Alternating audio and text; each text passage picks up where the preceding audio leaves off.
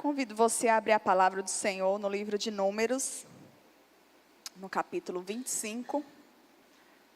Números 25, a partir do versículo 1, diz assim a palavra do Senhor. Quando Israel estava em Sitim, o povo começou a prostituir-se com as filhas dos moabitas. Estas convidaram o povo aos sacrifícios oferecidos aos seus deuses. E o povo comeu carne dos sacrifícios e adorou os deuses dessas mulheres. Assim, quando Israel se juntou ao culto a Baal-peor, a ira do Senhor se acendeu contra Israel. O Senhor disse a Moisés: reúna todos os povos, os chefes do povo, e enforque-os diante do Senhor ao ar livre, e a ardente ira do Senhor se afastará de Israel. Então Moisés disse aos juízes de Israel: cada um mate os homens da sua tribo que se ajuntaram a Baal-peor. Naquele momento, eis que um homem dos filhos de Israel trouxe para a sua tenda uma mulher midianita, à vista de Moisés e de toda a congregação dos filhos de Israel.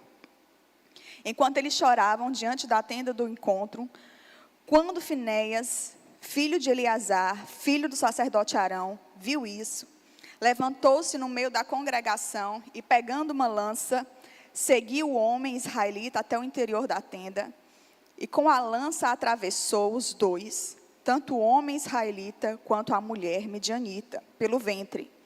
Então a praga cessou entre os filhos de Israel. Os que morreram da praga foram 24.000.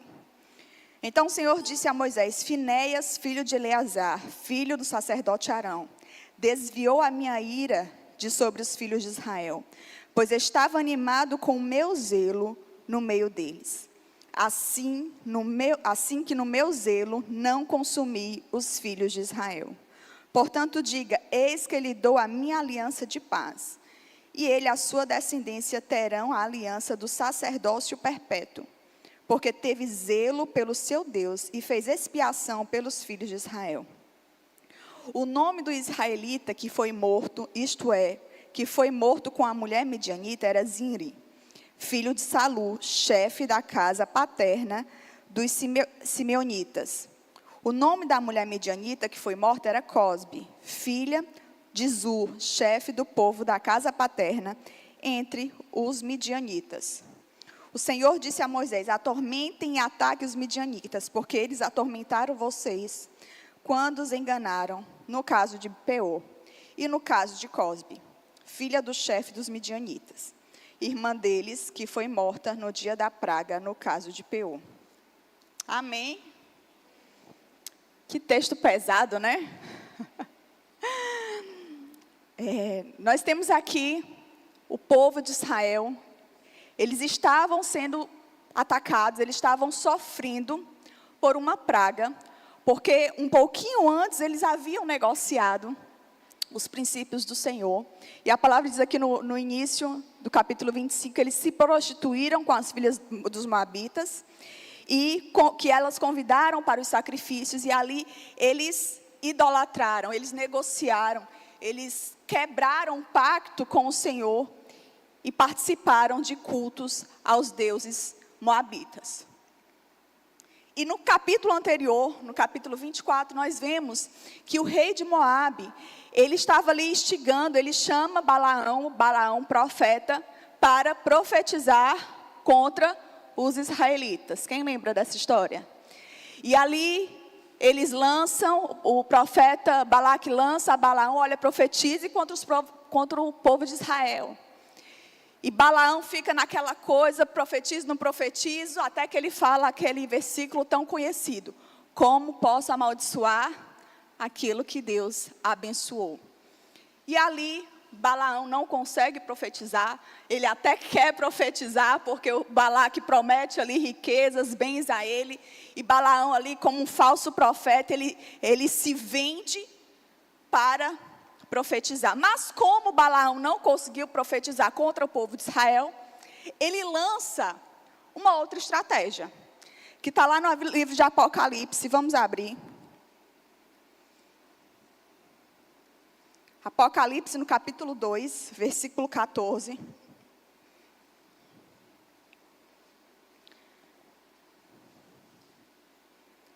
Diz assim: tenho, porém, contra você algumas coisas. Estão aí em seu meio os que sustentam a doutrina de Balaão, o qual ensinava Balaque a armar ciladas diante dos filhos de Israel, para que comessem coisas sacrificadas aos ídolos e praticassem a prostituição. Então Balaão, ele não conseguiu profetizar contra o povo de Israel, então ele lança estratégia para enfraquecer o povo de Israel. Qual era essa estratégia? A assimilação cultural. Que os outros povos, que os moabitas ou os midianitas comecem a se infiltrar no meio do povo de Israel. Se infiltrasse no meio dos acampamentos. Para o quê? Para assim enfraquecê-los. De maneira muito sutil, de maneira muito perspicaz, começassem ali a assimilar a sua cultura, para que aquele povo começasse a ser enfraquecido. E o povo de Israel, queridos, ele era um povo poderoso no âmbito militar. Todas as guerras, todos os povos, nós vemos ali que desde a saída deles do Egito até a terra prometida, para conquistar a terra prometida, eles precisavam conquistar vários territórios, sim ou não? Eles adentravam em várias terras, e a cada terra que eles adentravam, a cada povo, cada nação, eles precisavam guerrear contra aquele povo. E em sua maioria, eles venciam. Por quê? Porque o favor do Senhor estava sobre a vida deles. Eles eram homens fortes, eles eram soldados de guerra, porque a mão do Senhor havia capacitado a eles. E isso nos mostra, até nos dias de hoje, que tudo que nós temos e tudo que nós somos, tudo que nós conquistamos, tudo que nós vencemos, vem da mão do Senhor. É o favor do Senhor sobre as nossas vidas, porque nada nós não conseguimos se não for Ele.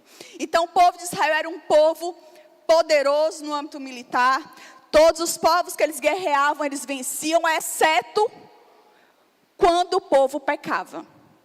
Quando o povo pecava, negociava de alguma forma, desonrava o nome do Senhor, participando de cultos aos outros deuses, aos outros ídolos. Sempre que eles se envolviam nisso, havia perda, havia punição do Senhor, vinha a praga. Como nós vimos aqui, que aqui no capítulo 25, logo no início do capítulo 25, eles estavam sofrendo uma praga justamente por isso. E aí, nós vemos esse favor do Senhor, e Balaão tentou profetizar contra o povo de Israel, não conseguiu, e ali ele lança essa estratégia: se você não consegue vencê-los em guerra, vença-os debilitando cultural e religiosamente. É aquele velho ditado, né? Tem os amigos por perto e os inimigos mais perto ainda. Não é assim que fala o ditado popular? Então essa foi a estratégia dos povos. E o povo de Israel era um povo que tinha uma predileção religiosa. Eles tinham uma inclinação para essa questão religiosa. Então as mulheres ali, elas se aproveitavam disso. Porque eles tinham essa inclinação para as questões religiosas, mas eles eram extremamente fracos nas questões sexuais. Eles eram facilmente seduzidos pelas questões sexuais pelas mulheres. Então, o que é que esses povos da religião cananeia eles faziam? Ofereciam sexo ilimitado. E aqueles homens, eles caíam sob o pretexto da religião. E é assim que a assimilação cultural se dava através das mulheres. Os israelitas, eles tomavam as moabitas, eles tomavam as midianitas como mulheres, e ali elas introduziam seus costumes, elas introduziam os deuses, e enfraquecia a nação, enfraquecia o povo de Israel. E nesse texto, nós temos um aspecto importante, que na cultura pagã, os rituais de adoração envolviam prostituição e orgias. Eram coisas demoníacas e diabólicas. Fora isso, havia sacrifício de crianças, eram povos, porque nós sabemos que todos esses deuses pagãos representam entidades demoníacas. E por isso que quando o povo de Israel, ele tomava uma terra, o Senhor, ele era muito enfático em dizer o quê? Matem todos. Você já se perguntou? Algumas vezes, pessoas novas convertidas, quando estão começando a ler a Bíblia, elas ficam sem entender, né?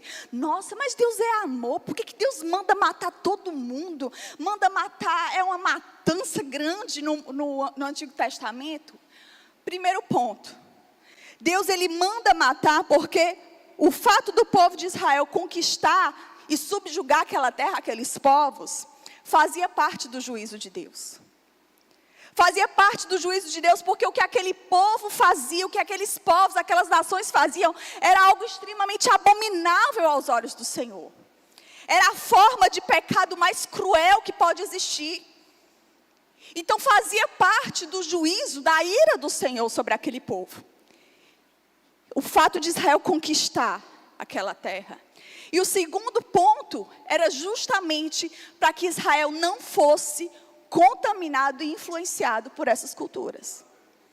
E isso nos mostra, queridos, porque o padrão é o mesmo, que nós não podemos negociar com o pecado. Que nós precisamos ser completamente radicais no que diz respeito ao pecado.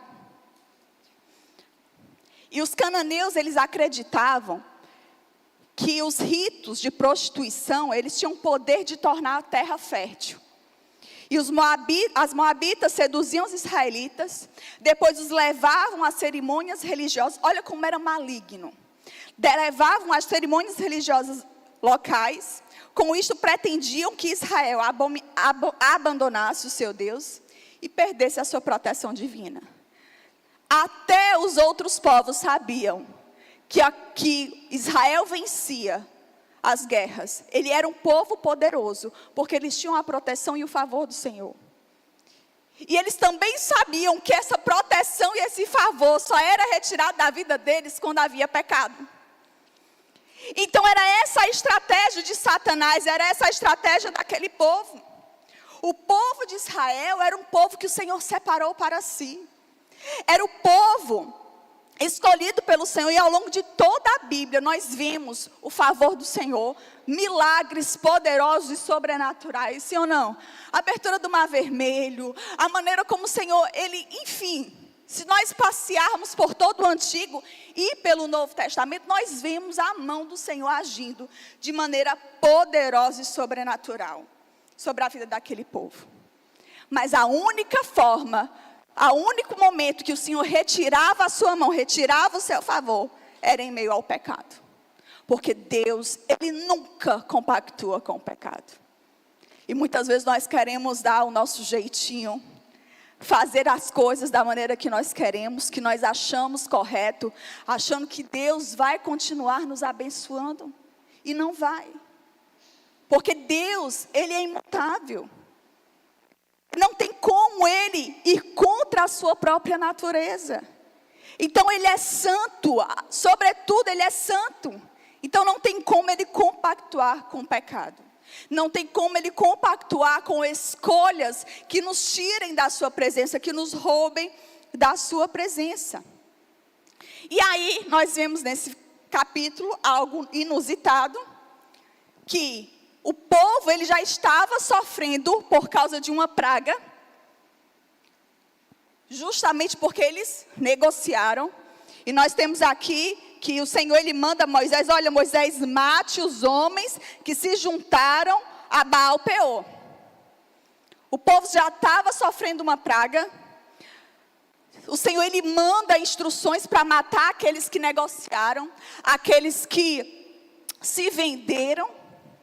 E no meio daquela situação toda, a palavra do Senhor diz aqui no versículo 6, que enquanto o povo chorava diante da tenda do encontro, um homem chamado Zirim, vamos ler aqui no versículo 6. Naquele momento, eis que um homem dos filhos de Israel trouxe para a sua tenda uma mulher midianista, à vista de Moisés e de toda a congregação dos filhos de Israel. enquanto eles choravam diante da tenda do encontro. O que é que esse ato quer dizer?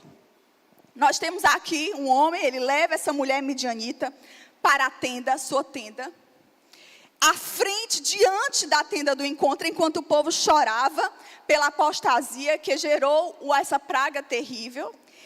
E esse ato era um dos primeiros passos para trazer o culto de fertilidade de Baal, que incluía a prostituição como parte do rito religioso desse culto, para o culto israelita.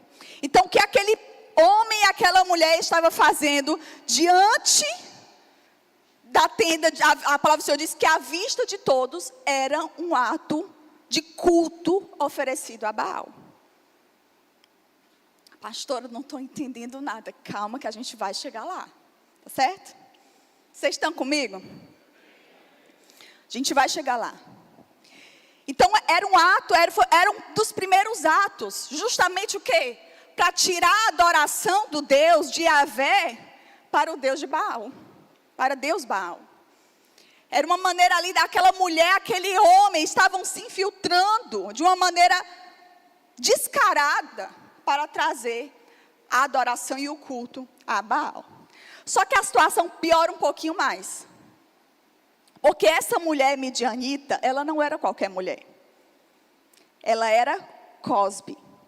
E o significado do nome dela, Cosbi, era beleza, atração sexual, engano ou falsidade. Ela era uma princesa midianita. Estudos dizem que ela era uma sacerdotisa dos midianitas. Ou seja, ela liderava um culto alternativo a Baal no meio do povo de Israel. Dentro da congregação do povo de Israel. Ela era uma infiltrada. E o ato daqueles dois ali não era um ato inocente. Era exatamente um ato de Cosbi ali estava oferecendo um culto ao seu Deus. Justamente para minar o povo de Israel. E diante daquele absurdo, se levanta um homem de Deus, chamado Finéias. Finéias, ele vê aquela situação. Imagina aí o caos, gente. O povo sofrendo, porque já estava sofrendo uma praga, por conta da apostasia. Aquele caos, pessoas chorando, 24 mil mortos. Diante daquela situação toda, entra um homem e uma mulher na tenda, diante de todo o povo, para fazer um culto, para prestar adoração a Baal. E a palavra do Senhor diz que Finéias, ele se levanta, a palavra do Senhor diz, em ardente zelo. E mata aquele homem e aquela mulher. Finéias, ele é tomado por um espírito. A palavra do Senhor diz, ele se inflamou em zelo.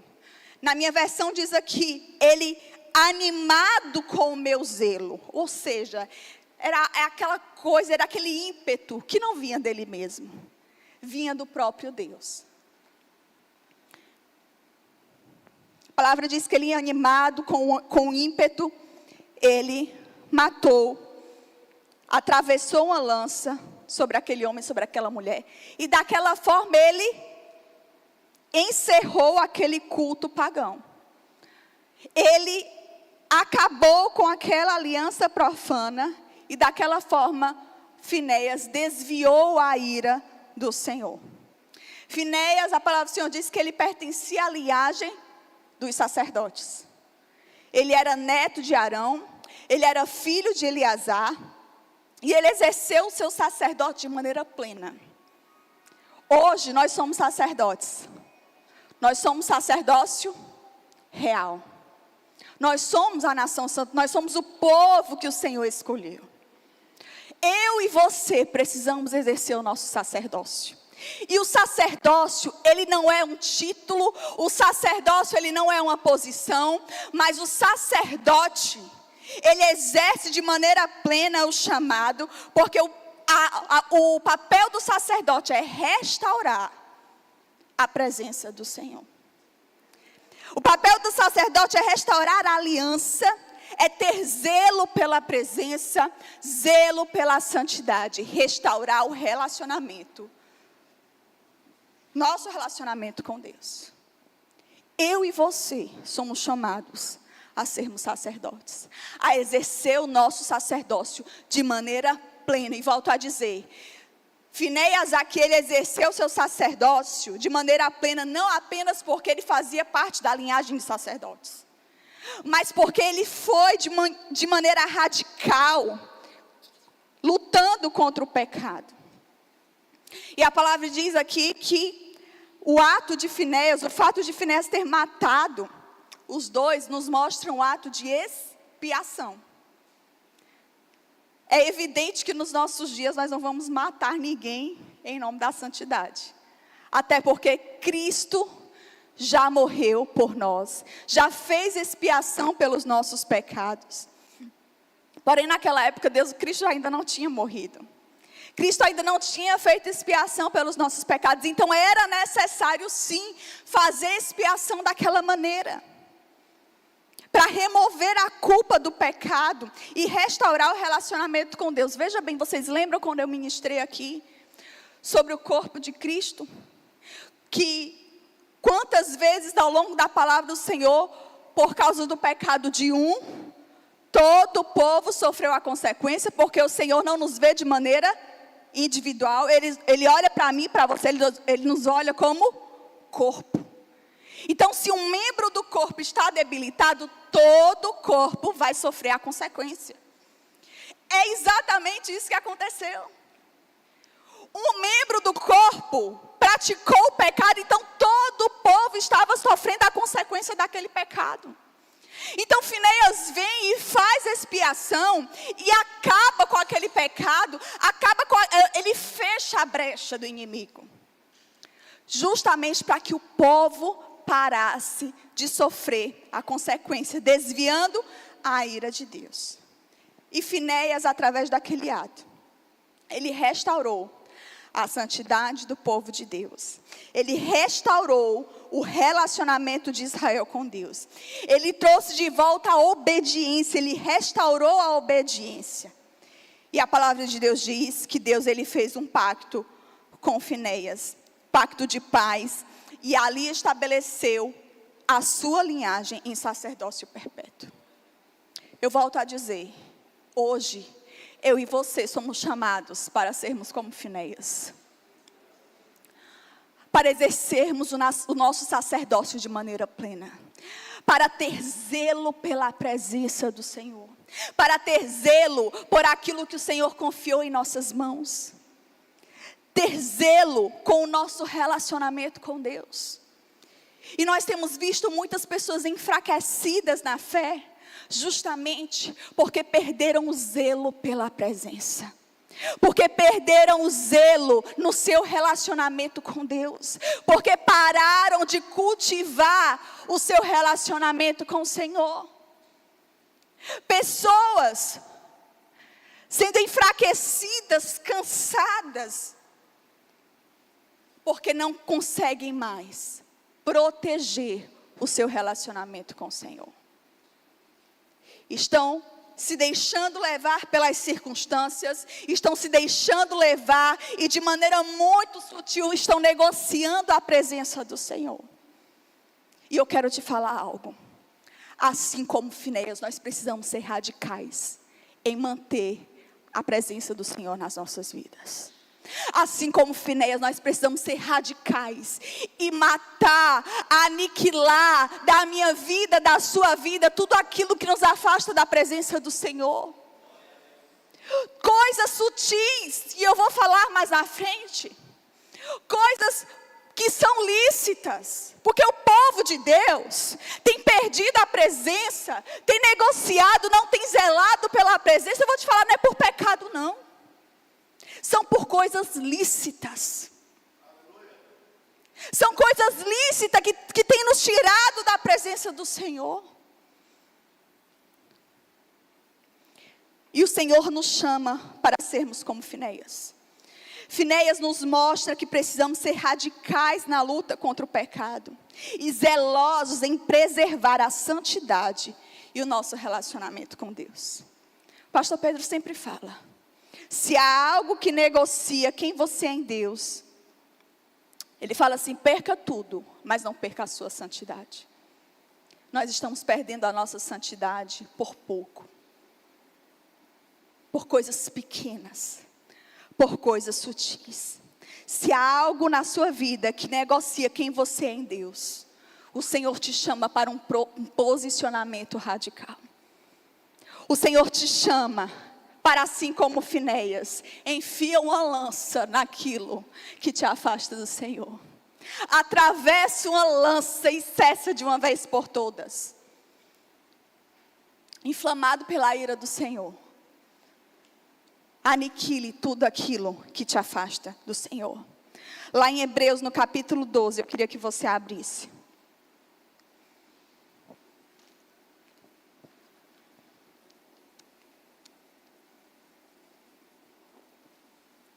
Hebreus 12, versículo 4.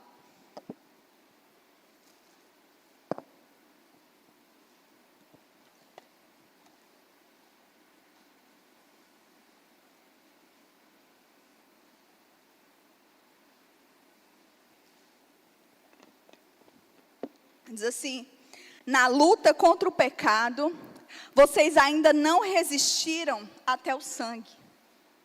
E vocês se esqueceram da exortação que lhes é dirigida, como a filhos. Filho meu, não despreze a correção que vem do Senhor, nem desanime quando você é repreendido por Ele. Porque o Senhor corrige a quem ama e castiga todo o filho a quem aceita. É para a disciplina que vocês perseveram. Deus os trata como os filhos. E qual é o filho a quem o pai não corrige?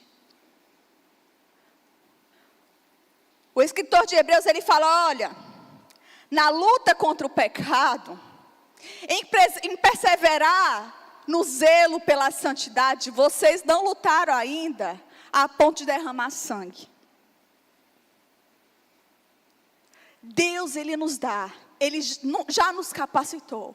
E Ele já nos deu as armas necessárias para nós lutarmos contra o nosso pecado. Contra o pecado que assola, que bate a nossa porta todos os dias. Mas muitas vezes nós estamos conversando com o pecado. Nós estamos flertando com o pecado. E eu vou te falar, sabe por que a gente faz isso? Porque a gente se acha forte demais. A gente se acha crente demais. A gente se acha espiritual demais. E muitas vezes o Senhor, Ele vai permitir, muitas vezes você ser tragado pelo seu pecado. Sabe por quê? Para mostrar para você, que se você não estiver na total dependência dEle, você pode ser levado sim, pelo pecado e pelas artimanhas de Satanás. Se nós não estivermos completamente alicerçados na rocha, nós vamos ser levados pelo pecado. Nós vamos sim negociar aquilo que o Senhor confiou em nossas mãos. E essa história nos mostra que Satanás, ele continua usando a mesma estratégia para nos enfraquecer.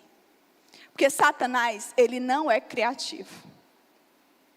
Deus, é tão lindo isso, porque quando nós vemos o Senhor, a maneira como o Senhor trabalha, é de uma maneira tão nova, é de uma maneira tão poderosa. Quando nós achamos que nós conhecemos Deus, não, nessa situação Deus vai agir assim, porque lá na outra vez Ele agiu dessa maneira, e nós queremos arquitetar como Deus vai agir.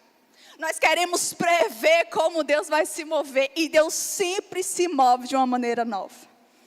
Deus, Ele sempre nos surpreende para mostrar, ei filha, ei filho, sou eu que ajo. E a maneira como eu ajo, não vem de homens, mas vem de mim. Eu sou um Deus criativo. Eu abro caminho onde não há caminho. Eu abro saídas onde não há saídas. Eu abro portas onde não há portas a serem abertas. A maneira como o Senhor age, queridos, em nosso meio, é uma maneira assim extraordinária. Quantas vezes você já se deparou diante de uma situação de um impossível? De uma situação que você olha agora, não. agora não tem mais jeito, eu não sei como é que Deus vai fazer, e você se desespera, e você se descabela, e você fica perdido, e Deus vem com o escape, de uma maneira onde você nunca imaginou, porque Deus ama nos surpreender. Mas Satanás, ele não é assim.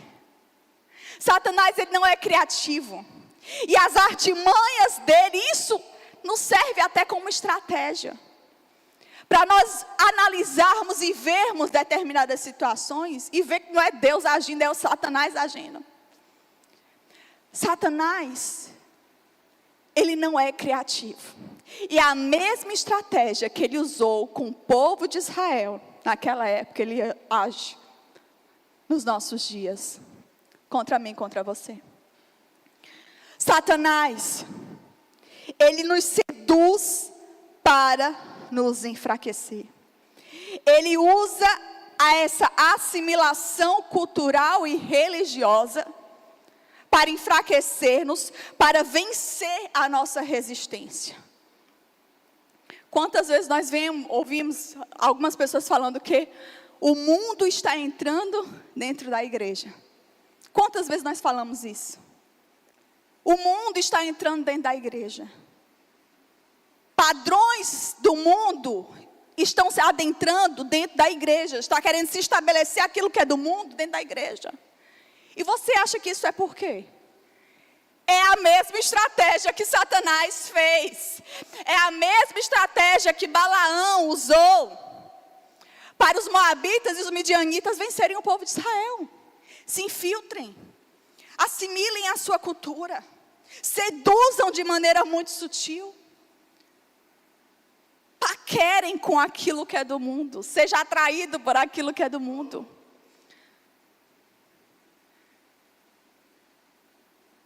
E há 3 formas, nos nossos dias, de essa assimilação cultural. Enfim, tem inúmeras formas, mas que o Senhor nos trouxe aqui, 3 formas, que essa assimilação cultural acontece nos nossos dias. A primeira é através do relativismo, onde você começa a questionar e a relativizar os princípios da palavra de Deus.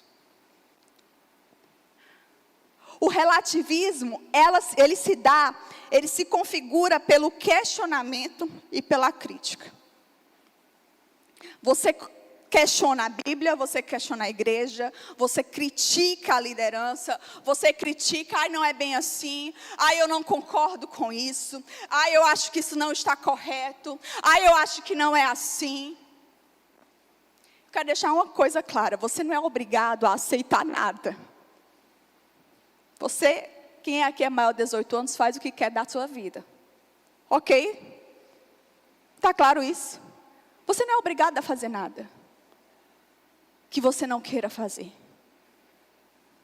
Mas o nosso papel como igreja é pregar a verdade do Senhor. E como Hebreus fala, o Senhor, Ele corrige a quem Ele tem como filho. A correção, a disciplina do Senhor vem sobre nós.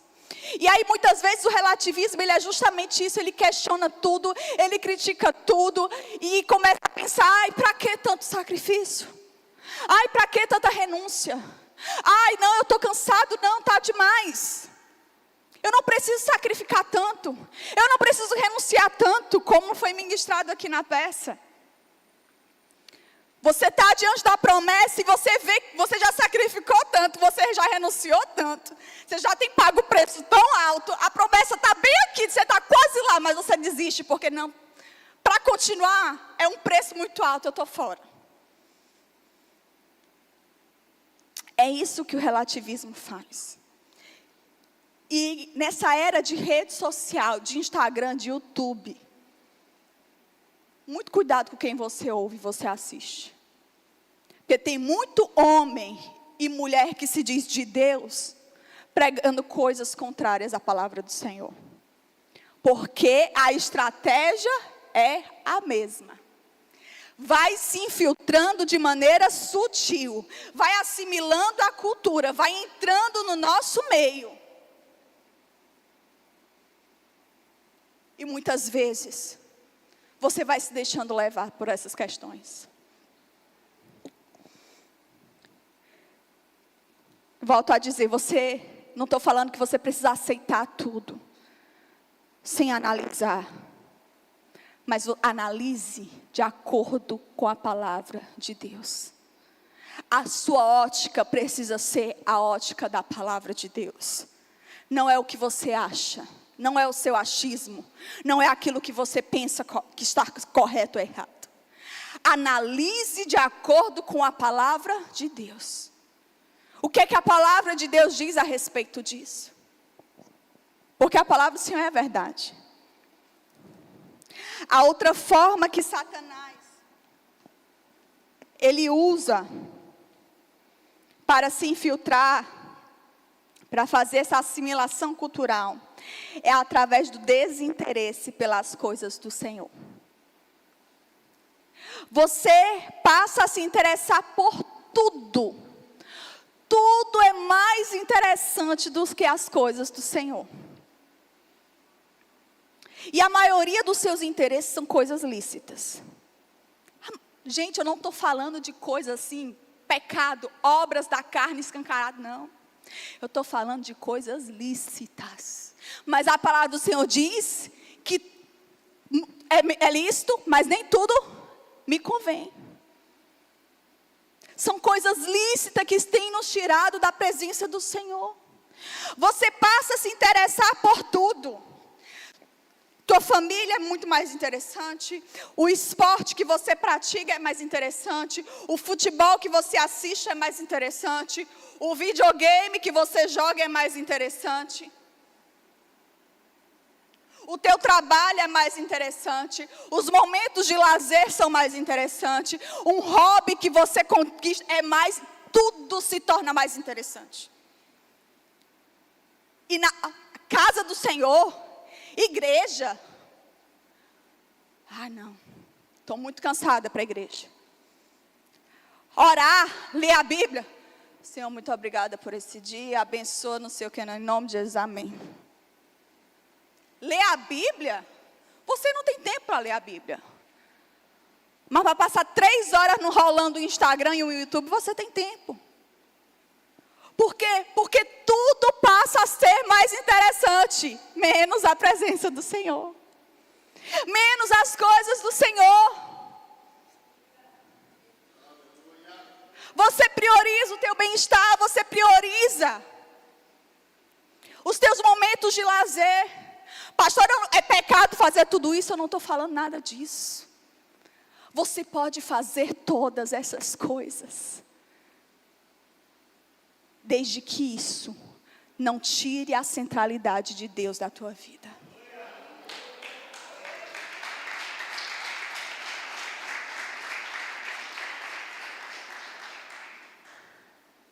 Você é livre, meu irmão. E é bom essas coisas. Ter momentos de lazer é bom. Praticar um esporte, fazer uma atividade física é maravilhoso. Eu amo, eu gosto. Assisto uma série, amo assistir série.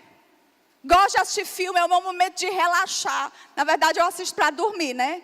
Porque, enfim, a mãe não tem tempo. Então, eu boto ali, assisto 20 minutos e durmo. É assim, eu passo uma semana para conseguir terminar de assistir um filme. Todo dia eu assisto 20 minutinhos assim no filme, aí durmo, aí depois eu volto. Nada disso é pecado. Desde que não tire a centralidade de Deus na tua vida. Desde que não roube o primeiro lugar de Deus na tua vida. O teu marido é bênção, o teu casamento é bênção, os teus filhos são bênção do Senhor. A tua casa e a tua família é presente de Deus, mas eles não podem roubar o primeiro lugar que pertence ao Senhor.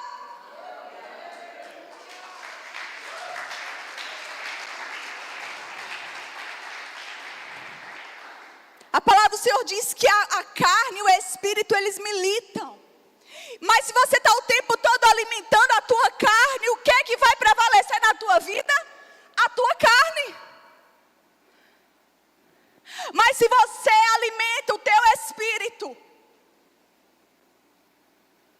o teu espírito ele vai ficar forte. Ele vai ser vivificado. Estava compartilhando meu marido, eu finalizei a leitura do meu primeiro livro essa semana. Semana passada, e já estou na metade do meu segundo livro do ano. Porque todo ano eu me proponho a ler mais livros. Livros de quê? Livros espirituais. Livros de crescimento espiritual. É uma luta, meu irmão. É uma luta. A minha estratégia foi usar o Kindle no celular. Que aí enquanto eu estou com a Antonella, ela está pirotando lá na casa, né?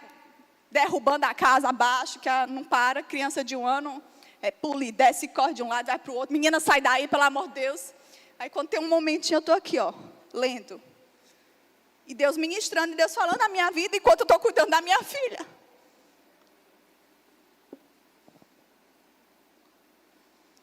Porque nós precisamos alimentar o nosso espírito. Se nós não alimentarmos o nosso espírito, as coisas do Senhor serão desinteressantes. Nós não vamos ter prazer em estar na casa do Senhor. Nós não vamos ter prazer em orar. Nós não vamos ter prazer em ler a Bíblia. Porque a nossa carne, ela está gritando tanto dentro de nós, que vir à igreja, que buscar o Senhor, que ler a palavra se torna um martírio para você.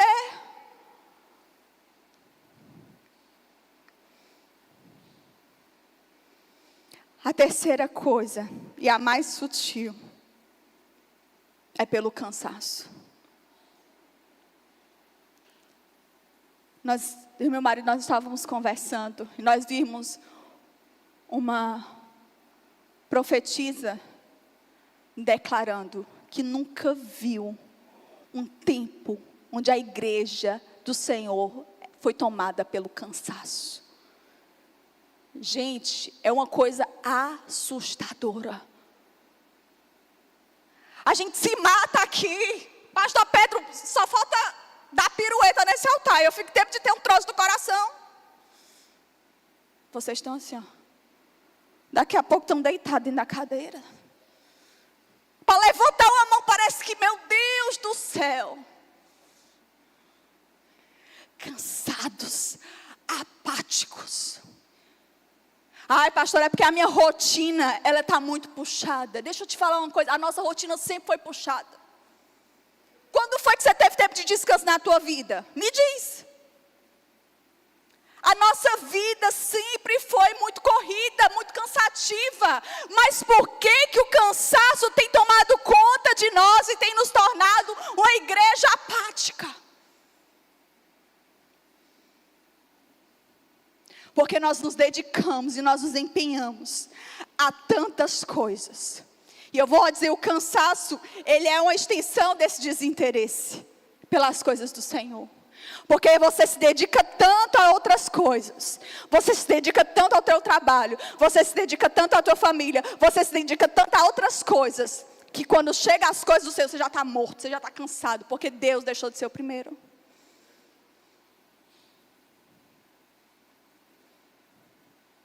Nós vamos estar cansados. Mas eu vou fazer. Eu vou buscar mesmo diante do meu cansaço.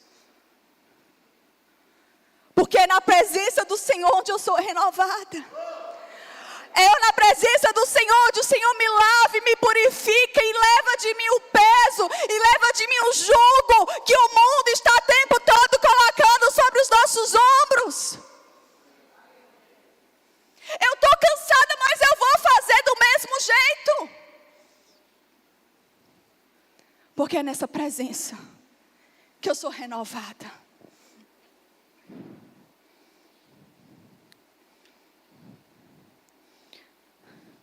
As coisas dessa vida vão te sugando e te enfraquecendo. E você se vê completamente cansado, sem força, sem ânimo. Lá em 1 João, no capítulo 2, versículo 16.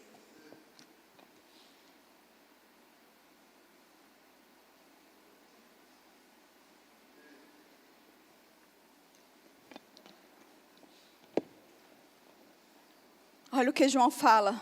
1 João 2, 16. Ele diz assim: porque tudo o que há no mundo. Olha o que ele fala: tudo o que há no mundo. A concupiscência da carne, a concupiscência dos olhos e a soberba da vida não procede do Pai, mas procede do mundo. Ora, o mundo passa, bem como seus desejos, mas aquele que faz a vontade de Deus permanece para sempre.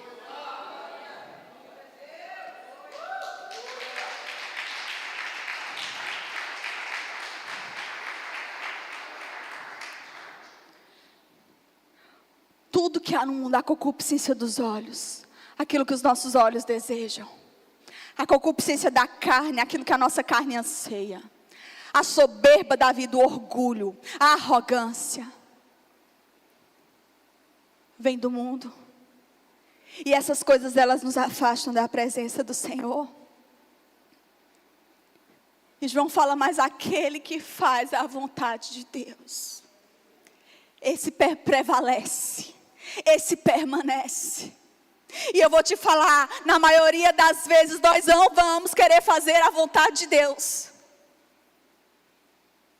Na maioria das vezes, não espere, muitas vezes essa paixão. Se você já está completamente envolvido, essa cultura do mundo já te assimilou de maneira completa, não espere essa paixão pelas coisas, porque você ainda não vai ter. Você vai ter que conquistar de novo essa paixão. Ela já esfriou. Então fazer a vontade do Senhor muitas vezes vai ser difícil para você. Mas quando nós perseveramos em fazer a vontade do Senhor: Senhor, eu estou assim. Senhor, eu estou cansada. Senhor, eu estou sendo tomada pelas coisas desse mundo. Tudo para mim é mais interessante. Senhor, a crítica e o questionamento estão vindo sobre mim. Mas você persevera em fazer a vontade do Senhor, você vai prevalecer sobre essas circunstâncias. E o zelo pela presença do Senhor vai voltar para a sua vida. Você vai voltar a ter prazer em estar na casa do Senhor. Você vai voltar a ter prazer em fazer a obra do Senhor. Você vai voltar a ter prazer em servir a casa do Senhor. Você vai deixar de lado aquilo que te satisfaz a tua carne, e vai prevalecer aquilo que satisfaz o teu espírito. Porque nós precisamos nos lembrar que nós estamos nessa terra, semeando não apenas nessa terra, mas sobretudo semeando para a eternidade. O que você faz aqui hoje vai ecoar na eternidade. O que você faz aqui hoje vai acumular pedrinhas na tua coroa. Pare de buscar honra aqui nessa terra. Busque a honra que vem da eternidade. Pare de semear coisas apenas para esta terra. Nós precisamos ter a percepção da eternidade.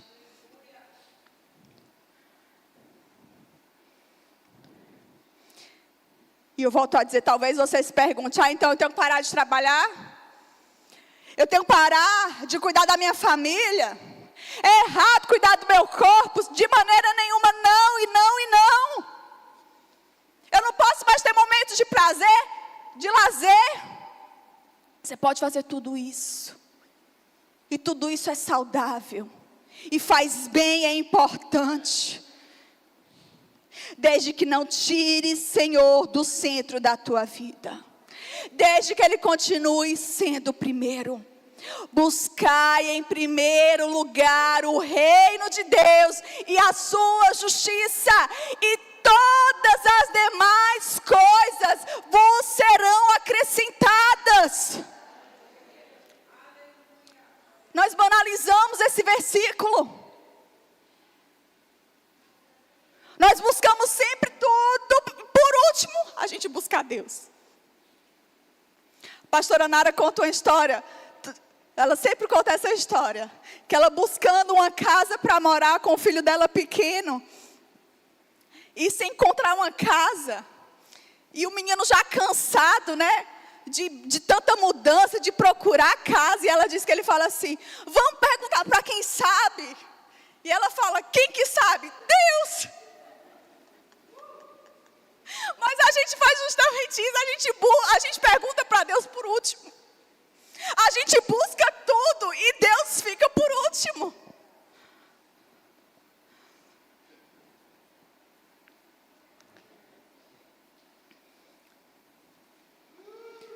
Satanás, ele continua tentando estabelecer uma assimilação cultural ao povo de Deus de maneira sutil. E por coisas que são completamente lícitas. Eu volto a dizer, as pessoas estão caindo na casa do Senhor, não é por pecado propriamente dito, não vou dizer por pecado, não é por obras da carne. Não, são por coisas lícitas. As pessoas têm saído da sua posição em Deus por coisas lícitas. E por negociar o Senhor por essas coisas lícitas, elas se tornam ilícitas. Elas se tornam pecado. Porque você tira Deus da centralidade. E se nós aceitarmos essa assimilação cultural, deixamos de ser uma ameaça ao reino das trevas. E perdemos o nosso papel no propósito de Deus.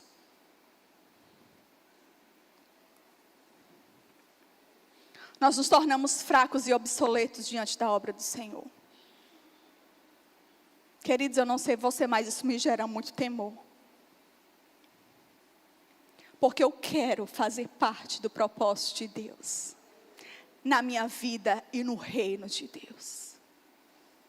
Eu não quero ser apenas espectadora daquilo que o Senhor quer fazer. Eu quero ser uma participante ativa daquilo que o Senhor quer fazer nessa terra, no nosso meio.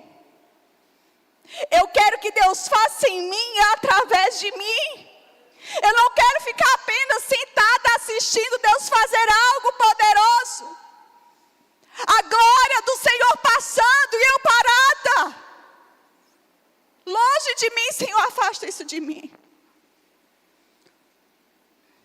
Mas essa é a estratégia de Satanás. Para nos enfraquecer. Você deixa de ser uma ameaça para o reino das trevas. E você perde o seu papel no propósito de Deus. Nos tornamos fracos, obsoletos diante daquilo que o Senhor deseja fazer em nós e através de nós. Se você tem sido tragado pelo relativismo, eu te convido, se apegue à verdade da palavra. Se você está sendo tragado pelo desinteresse, pelas coisas do Senhor, aumente a sua busca pela presença do Senhor. De maneira constante e contínua. Se você está sendo tragado pelo cansaço, encontre o refrigério e o descanso na presença do Senhor. O salmista declara: o Senhor é meu pastor e nada me faltará. Deitar-me faz em verdes pastos. Guia-me mansamente às águas tranquilas. Ele refrigera a minha alma. Jesus, ele declarou: tomem sobre vós o meu jugo e aprendem de mim, porque sou manso e humilde de coração. E vocês encontrarão descanso para vossas almas. A palavra do Senhor, ela não mudou. O Deus que nós servimos não mudou. Ele é imutável. A palavra do Senhor diz que passarão céus e terra, mas as minhas palavras jamais passarão. Nós é quem mudamos. Nós é que deixamos de valorizar a presença. Nós é que perdemos o zelo pela presença. Nós é que paramos de cultivar a presença. Nós é que negligenciamos aquilo que o Senhor já nos confiou. Nós é que tratamos a salvação como algo pequeno. Nós que perdemos a alegria da salvação. Fomos nós. Se nós, o Senhor Ele está nos chamando para nós cairmos em nós, caia em si. A ficha precisa cair. Eu já falei isso aqui, vou falar de novo. Enquanto Deus está avisando, é bom. Mas quando Deus Ele para de avisar e Ele para de exortar, tenha cuidado. Tem vezes que eu vou para a presença do Senhor e eu me sinto a pior das criaturas. Que parece que, Senhor, parece que nada está dando certo, parece que eu não estou vendo, parece que eu não estou avançando. Parece que Deus é só, você já se colocou na presença do Senhor e o Senhor só te exorta, te exorta, te exorta, te exorta. Parece que nada de bom você faz. Você abre a Bíblia, é só lapada que Deus te pega.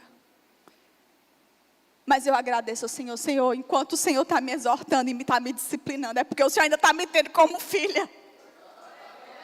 Porque a partir do momento que o Senhor parar de me exortar, aí o perigo, aí está o grande perigo. Aprenda a ser grata até nas exortações. Porque se o Senhor está te exortando e te disciplinando, Ele ainda te tem como filho. Amém. Se coloque de pé em nome de Jesus.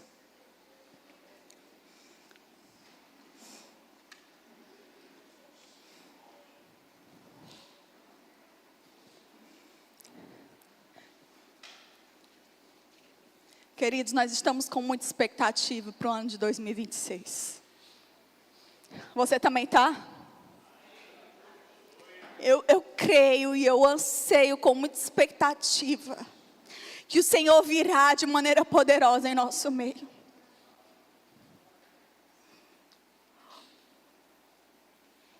Mas nós não podemos esquecer que nós não podemos esperar que um ano faça coisas por nós que Ele não vai fazer. Nós não podemos esperar que Deus faça coisas por nós que cabe a nós mesmos fazer. E talvez o ano do reposicionamento passou, mas a palavra profética diz que continua o reposicionamento de maneira ampliada. E talvez o Senhor mexeu, fez coisas em você. O Senhor trabalhou em você e te mexeu para lá, te mexeu para cá, te burilou, te afinou.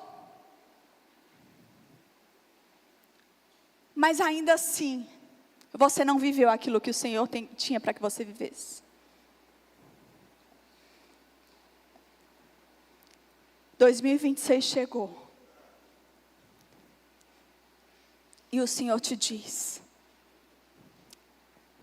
se implique no processo que eu quero fazer na sua vida e através de você. Não espere apenas que eu faça. Se posicione e se coloque no lugar para resgatar esse zelo pela presença. Para resgatar aquilo que o Senhor tem feito. Se você parar para ver, para analisar tudo que o Senhor fez na tua vida, desde que você chegou até aqui, o Senhor Ele fez muitas coisas. Deus operou grandes milagres. Deus trabalhou muito na tua vida. Não desperdice a obra que o Senhor fez até aqui. Não coloque a perder a obra que o Senhor fez na tua vida até aqui. Tem pessoas paralisadas porque negligenciam aquilo que o Senhor já fez. Tem pessoas paralisadas, como foi falado aqui na peça, porque não estão dispostos a continuarem semeando e pagando preço de renúncia.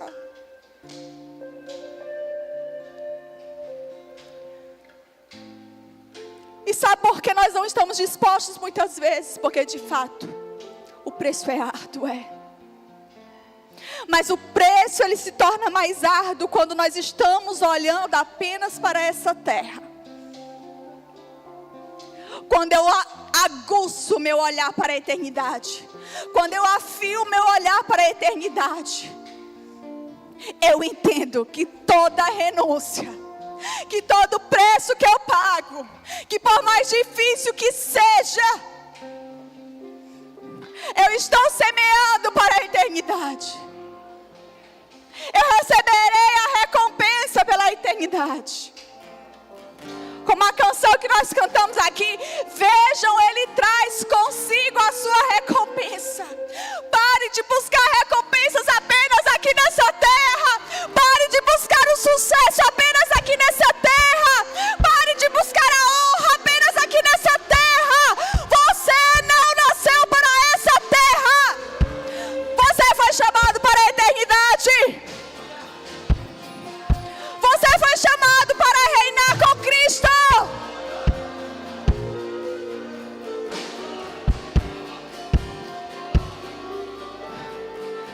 Chegou o momento de nós resgatarmos o zelo pela presença.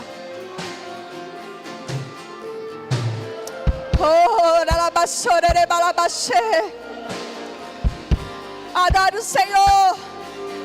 Se coloque na presença do Senhor.